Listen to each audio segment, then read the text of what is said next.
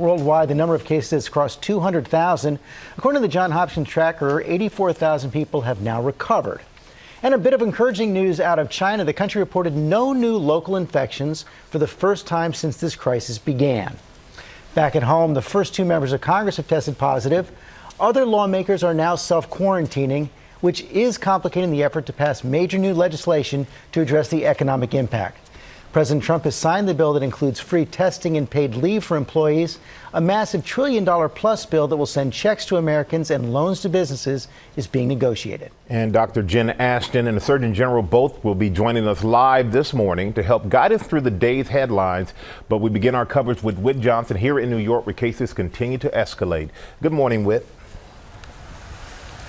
Michael, good morning to you. The federal government is now closing the U.S. border with Canada to all non-essential traffic, and there could be limitations on the border with Mexico as well. The Pentagon, meantime, is deploying 2 hospital ships to both coasts, including here in New York, as health officials warn of a potential overflow in patients. This morning, the White House ratcheting up the war against COVID-19. I view it as, in a sense, a wartime president. I mean, that's what we're fighting. Adopting increasingly strict measures to limit the spread as the number of confirmed cases in the U.S. passes 9,400. We must sacrifice together because we are all in this together and we'll come through together. President Trump also asked why some high-profile people, including NBA players, seem to be getting access to the test more easily than other Americans. How are non-symptomatic professional athletes getting tests while others are waiting in line and can't get them? Do the well-connected go to the front of the line? Well, you'd have to ask them that question. I mean, I've read.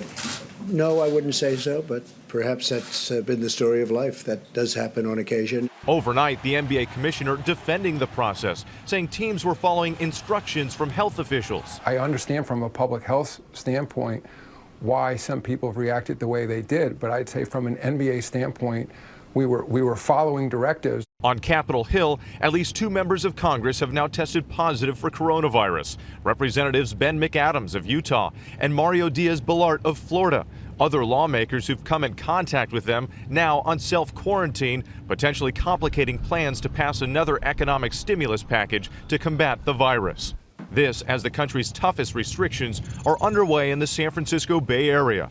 The new normal. Mobby Ellis among the nearly 7 million people under that 3-week shelter in place, now learning to homeschool her twins. We started online instruction starting yesterday, and we'll be having it for the next month. In New York State, the number of cases jumping into the thousands as non-essential businesses across the state are instructed to keep 50% of their workers at home.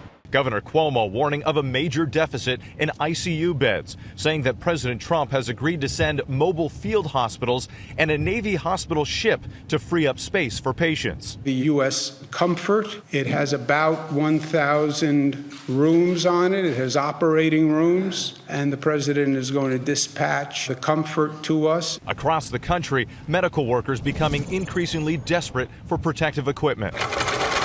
In Washington state, staffers at Providence St. Joseph Health stepping up, making surgical masks and face shields by hand. We started with that, one, because it's most critical, that we have some facilities that are very close to running out. Immigrations and Customs Enforcement announcing it will scale back apprehensions of immigrants to protect officers and reduce spread. Police departments in cities like Chicago and Philadelphia making sweeping operational changes. No longer jailing for nonviolent offenses as the coronavirus threatens to strain resources. The department is not turning a blind eye to crime. We will continue to enforce all laws. When we are on the other side of this health crisis, we will return back to normal operations. Now, there is some encouraging news here in New York. Governor Cuomo says that 100 patients, more than 100 patients who tested positive for coronavirus are now out of the hospital and have recovered. We're also hearing from the wife of that attorney at the center of an outbreak in Westchester County. He was in critical condition. She says on Facebook that he's now alert and awake and seems to be on the road to a full recovery. George? Those recovery stories are encouraging. Okay, Whit, thanks very much.